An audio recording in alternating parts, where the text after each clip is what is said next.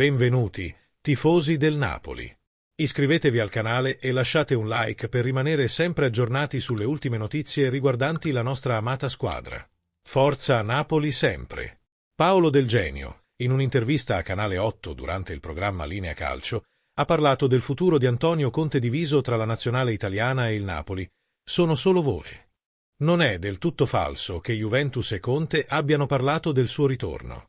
Lo abbiamo sentito dire che era indeciso, poi ha incontrato De Laurentiis ed è rimasto, e va bene. Ma quella frase di Conte non è mai uscita l'anno scorso, così come non è uscita quest'anno. Ragazzi, non ha senso farmi domande, resterò sicuramente al Napoli. Sicuramente è un buon avverbio, si può usare.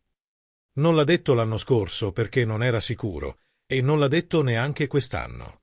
Non è il suo solito modo di esprimersi, perché sa che la possibilità esiste e usare certamente potrebbe essere controproducente, quindi fa bene a non dirlo.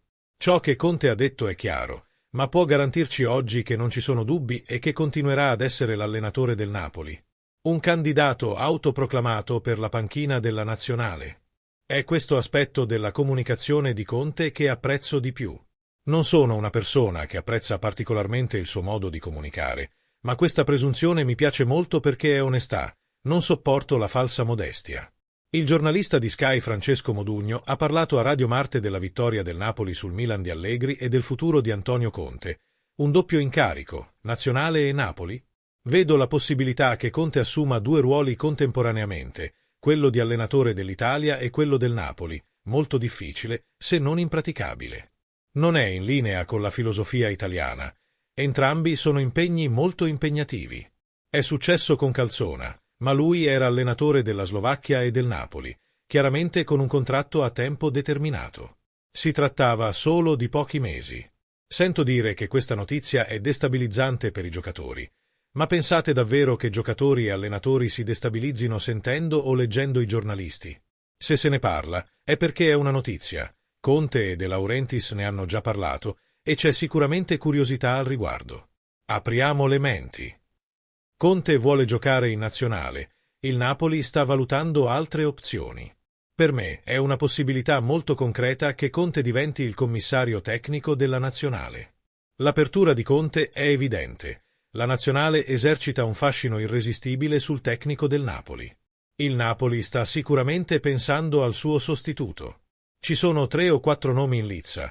Poi bisogna arrivare al punto in cui si facciano delle discussioni e si capisca quale strada si aprirà e si concretizzerà. Ciaju Motta non sembra essere nella lista. Grosso dovrebbe essere tenuto insieme a Italiano in questa lista ristretta. E vedremo se Conte se ne andrà, cosa riserverà il futuro a Maurizio Sarri. Aspettiamo e vediamo cosa farà Conte e poi ne riparleremo. Non capisco lo scetticismo riguardo a questa partenza.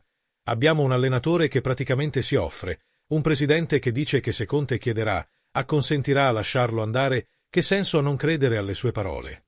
Dopo aver vinto lo scudetto con gli azzurri, Conte è stato l'ex allenatore del Napoli e allenatore ad interim di un'altra squadra. Poi, il giorno dopo, lui era di nuovo l'allenatore del Napoli. Le cose cambiano.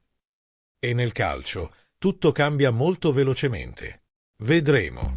L'ex attaccante del Napoli Kvicha Kvaratskhelia è stato nominato uomo partita dopo la vittoria per 2-0 del PSG sul Liverpool al Parco dei Principi nell'andata dei quarti di finale di Champions League. In un'intervista a Canal+, Kvaratskhelia, autore del gol decisivo, ha dichiarato: «Abbiamo avuto la possibilità di segnare più gol, avremmo dovuto sfruttare certi momenti. Ma va bene, abbiamo giocato una buona partita, dobbiamo solo rimanere concentrati». E riguardo alla partita di ritorno, che si preannuncia elettrizzante, l'atmosfera ad Anfield sarà incredibile, inizieremo a prepararci fin da ora. Qual è la tua opinione, tifoso del Napoli? Metti mi piace al video e iscriviti al canale per rimanere sempre aggiornato sulle novità della nostra squadra del cuore. Forza Napoli!